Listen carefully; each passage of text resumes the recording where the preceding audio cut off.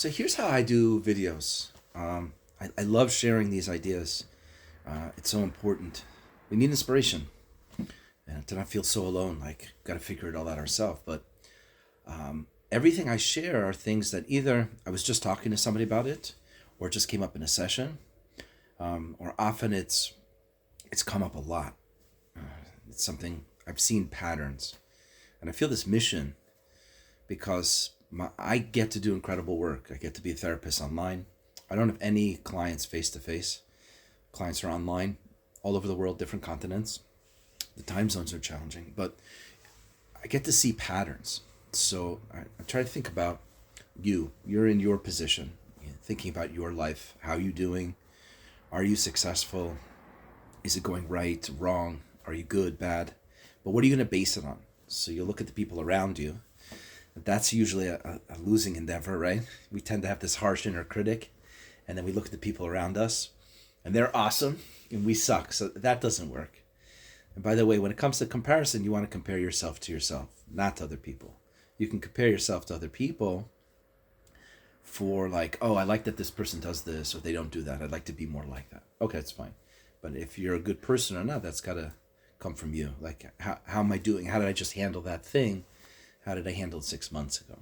All right, so it's a tangent. But I feel this sense of mission because I need to share what I see. I get to see behind closed doors. People come for sessions, or I have people that I message with, audio messages back and forth. They'll send me messages and I respond once a day. Or people in their sessions, but I get to see these patterns. I get to see where people are holding. Like, what is normal, right? We have this question of normal. Who gets to determine what normal is? I don't know. There's no one standard. It's not black and white. It's very gray. But if you see lots and lots of people, lots and lots of situations, lots and lots of relationships over and over again, like a range starts to develop, you know? Sometimes I feel as a therapist, one of the most helpful things I do for a person is I don't fix the problem. I can't fix your problems. I can't make them go away. I can help you help yourself. But like, why is a therapist called a shrink, right? What if it shrinks down to size, you know? We make our own issues worse, or they explode on us, or they blow up on us because it's like, am I the worst person in the world? Yeah, everyone else seems to have it put together. They don't. But it seems to be, so we take our struggles, our challenges, which everybody, by the way, has them. Everybody was raised in a certain environment. Everyone had challenges, struggles, bumps in the road growing up. Some more, some less. Some got more support or less support. But you know, everybody has these different challenges, but it's like, I have the issues that I have. You have the challenges that you're going through. What if you were able to be reassured that, yeah, it's normal. You're in the normal range. Lots of people struggle with that. All of a sudden, like, right, it just shrinks down to size. It's the same problem. It's the same challenge, the same issue, but it's still there. It's just not as intense because we don't feel we're the worst person in the world. Group therapy is based on that. 12-step groups, support groups, help groups.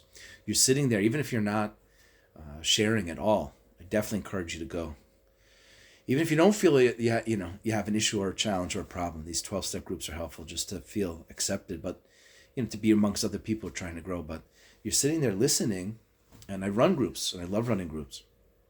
But you're sitting there listening, not ready to share, not feeling comfortable yet, but you're hearing other people tell their stories. And it's called the Welcome to the World experience, where, oh, wow, I thought I was the only one going through that. You struggle with that also. So all my videos that you'll see on the channel are either things I just went through or just spoke to somebody about, or they're things, patterns that I've seen. And I feel it's part of my mission, my job is to be able to share that so that even without sessions, you can get access to that information, like what's the range, what's normal.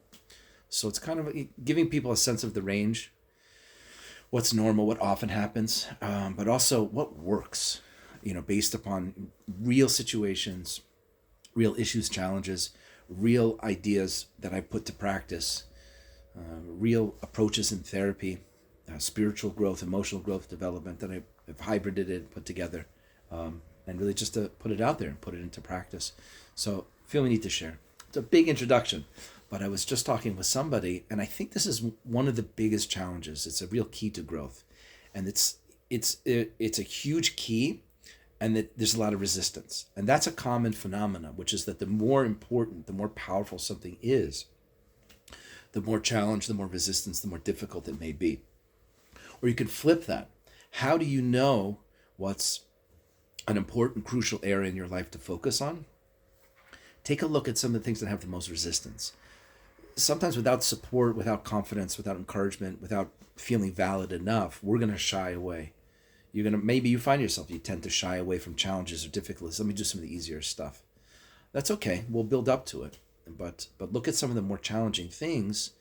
The greater that intensity, the opposition, the resistance, the difficulty, that's usually an indicator that there's something really great that's over there. And so what I find to be a huge key to, call it personal growth, self-improvement, advancing your relationships, is taking a look at yourself. It's this shift, this fundamental shift from being a victim, things happen to me, to being empowered, being active, being open, taking responsibility, ownership of things.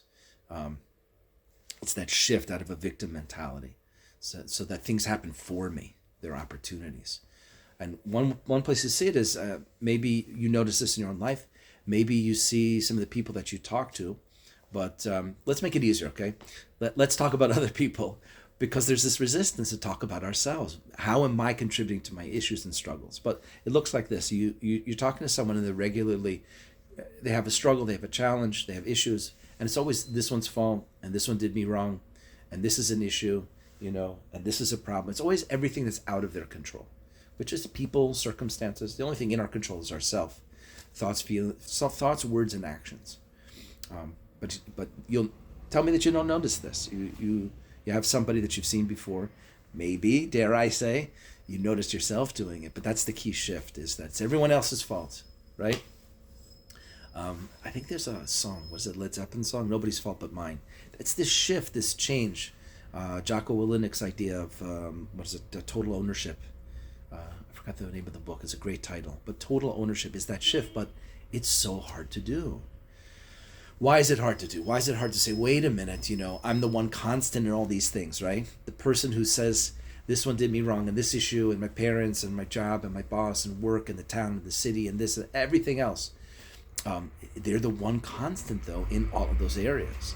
It actually really got me launched and started on doing some of this relationship work, which is that my relationship with myself, is the one constant in all of these issues, challenges, and struggles.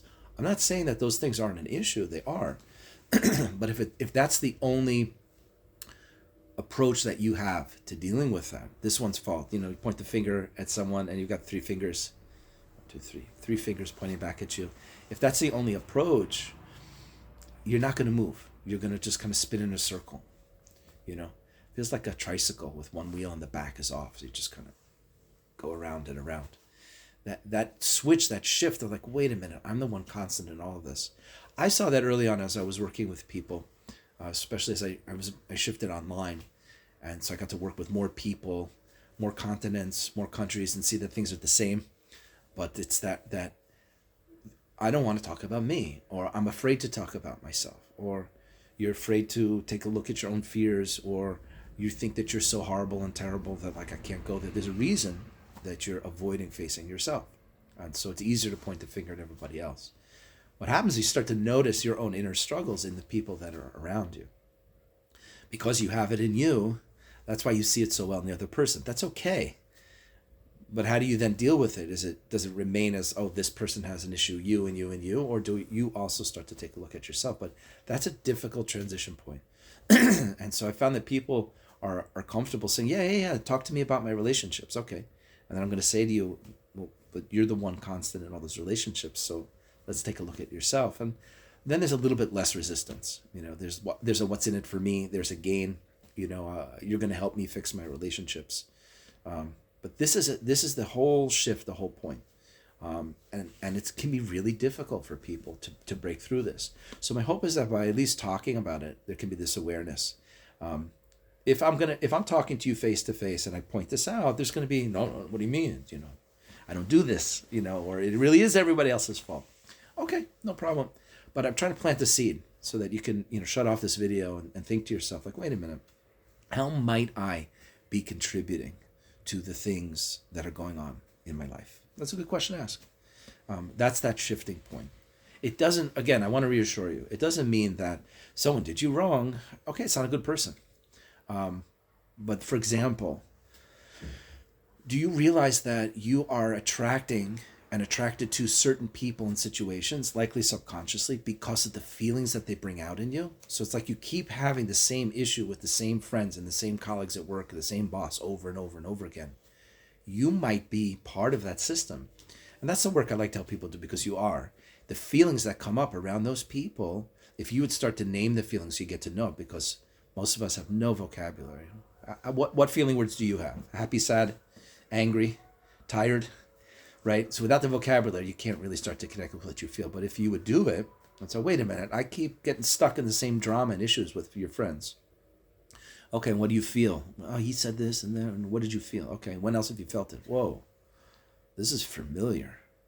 And that's what you see. And so either we're avoiding or facing. It's the same thing as saying a victim or not. Everybody's either an avoider or a facer. The more that you're a facer, taking ownership, taking a look at things, the healthier you'll be, the happier you'll be, the more successful you'll be. The more that you avoid, blaming others, projecting onto others, drinking, drugging, the more that you're avoiding, the more in pain that you're going to be, the more unhappy that you're going to be. They're going to need to find people to blame and scapegoats that are around you.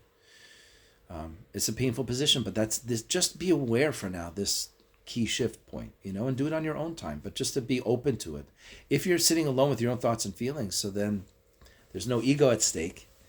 You can be honest with yourself, be brutally honest with yourself. How might you be contributing to it? But that's where I then find is a lot of the growth is that we are attracted to, and attracting the same kind of people and situations over and over again, because it's an attempt to put us face to face and in touch with some important feelings that need your attention. There's an inner kid that's long been with you.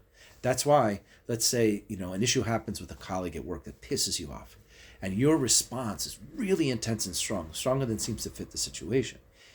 If I give you a feelings chart, okay, just a list of feelings, and say, okay, put yourself back in that moment it happened yesterday, and you start naming those feelings, and then I ask you, when else have you felt it? Some people don't have access to childhood memories because it was just traumatic. They're not ready to handle it, and they'll build up to it. But let's assume that you can. Very often, clients would tell me, oh, wow, a memory just popped up with the same feelings when I was a kid. So it's the same thing. It's the same part. So through those feeling words, you start to realize it. And that's it. Either am I avoiding or facing. As a kid, very often we learn to avoid this because we just don't know what to do with it. We're on our own. We don't have tools or skills. We don't have the support to really handle it. And healing then is about, I can't do this anymore, because that has all kinds of consequences. You're going to struggle to connect in your relationships. You're going to struggle to feel happy, safe, secure, confident. You're going to struggle to speak up and tell people what you need and want. You're going to struggle to feel heard and understood in relationships and to get your needs met. You can only avoid for so long. And so that at that point where it's like, I can't keep doing if I do what I always did, I get what I always got, right? That's where people often will come to me or use this video. You're here because something's off, something you want to change. And I give you a lot of credit. I think some of the most courageous people in the world are people who say, okay, I'm not going to avoid it anymore. I want to face it. I want to heal. I want to grow. And so for you to start to face it, not be in that victim mentality anymore, it's happening for you. It's not the world is against you. But this is a difficult transition point. Because, if I blame the world, if I blame everybody else, then I'm off the hook, right? I don't have to do anything. It's easy, it's simple. But it's not real if you're honest with yourself deep down. That starting point is to start to face it and say, no, I'm also contributing. Not I'm contributing. It's too black and white. It's all his fault. It's all my fault. Neither is true. They're contributing, but so are you. And I'll tell you why it works. I know this to be true because what I've seen is as I work with people, and I want you to be one of those people, go to Google Google Images, look for feelings chart, search it, and start connecting words to your feelings. But here's what I notice. People will go from constantly getting triggered. It's everybody else's fault. This one sucks. That one sucks. But they never sit and process it. This was a moment. Wow, it really just blew me away. I started to see that pattern. Talk about patterns. But I started to notice that people are not telling me what they felt. What was their experience in that moment, right? Think about people that you're upset with in your life right now. People that you blame. This one did me wrong. That one did me wrong. It's like, yeah, but what were you feeling when that happened? Boom. That's that moment of connecting yourself, connecting to the feelings that came up at the moment. So here's what's happened. Here how I know that this works is, as I sit with people, I say, wait a minute, go back into that moment. Don't run from it, right? Just because it's in the past, don't avoid it. But go back into that moment. What were you feeling? And start to face it. That's facing it. It's to connect with it. And if all you could stomach is 5 seconds, then so be it. But then tomorrow you can do 8 seconds. And the next day it's 15 seconds of just sitting with my feelings. An hour ago I was super angry. The intensity of my emotional reaction was way greater than seems to fit the situation. All right. So let me take a look at that and to face it and to face it and to face it. In the moment it's too intense. You're reflecting back on these moments. You can think back on something that happened last week, last month, last year, 10 years ago, 20 years ago, more. It's still sitting there with all the emotions that are there. We just don't pay attention. We run. In the past, over. I'm out of here. Good. I'm safe. No, it's going to keep repeating again and again. It's like desperate to get your attention. It's like you ordered something on Amazon. It's a package for you. It's for your gain and benefit. And they keep knocking on the door, knock, knock, knock. And nope, not letting you in. And we just run to the next situation. It's trying to deliver awareness and insight. Here's the cool part. You start to face it. You stop running. I'm going to start to tune in and connect to this. And you connect a little bit. And each day you do a little bit of connecting to similar type moments, because you've had similar situations with similar people over the years, right? It's always everyone else's fault.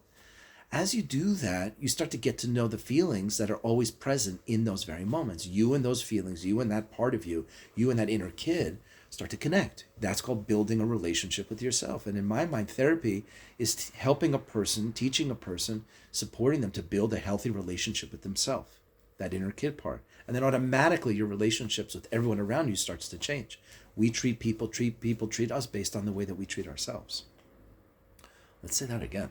People will treat us based upon the way that we treat ourselves.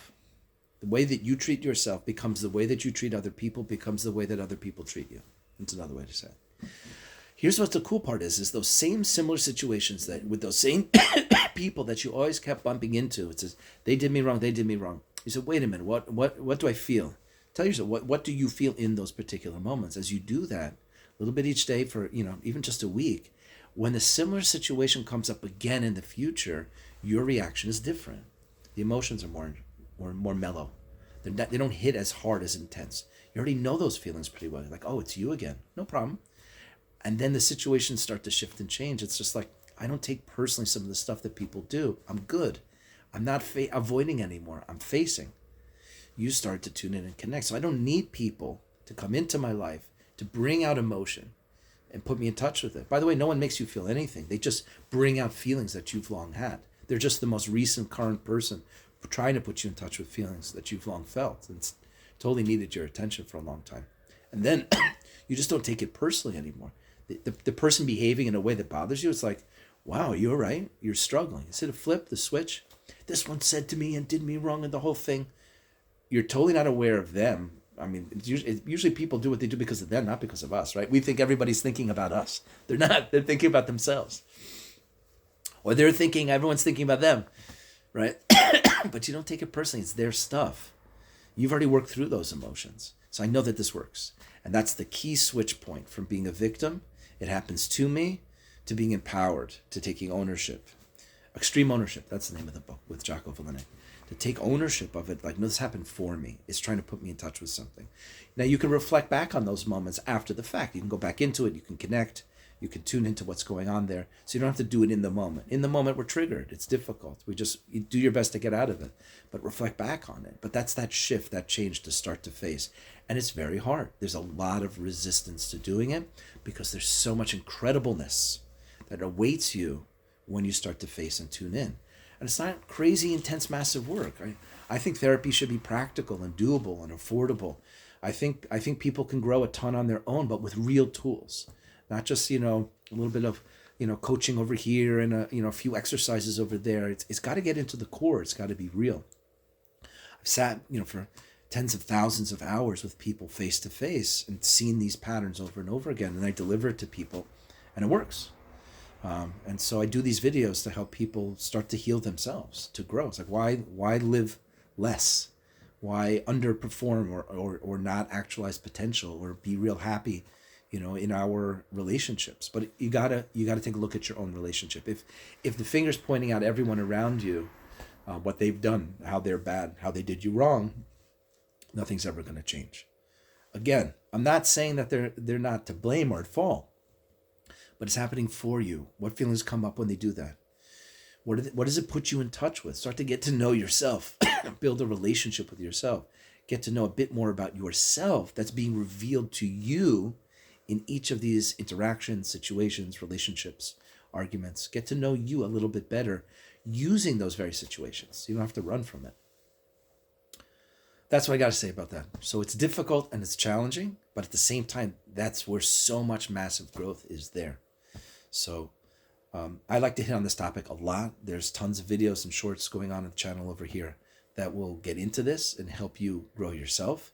If you want a practical next step, you're searching feelings chart and giving yourself 20 seconds a day to go back into a moment that you were triggered, emotion came up, and become a facer instead of an avoider. Thanks for being here. Give me a subscribe. Do me a favor. I want to grow the channel.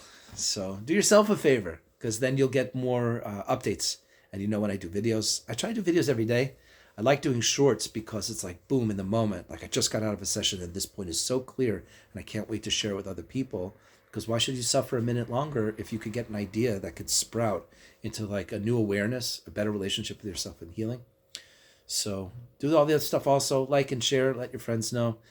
Thanks for being here. And I will see you in the comments. I love comments because then we're using, that's my theme. How do I use technology to connect with people, to heal, to grow? And so the comments is one of the places in which we can connect. All right. Be kind to your inner kid. Have an awesome day. We'll talk more soon.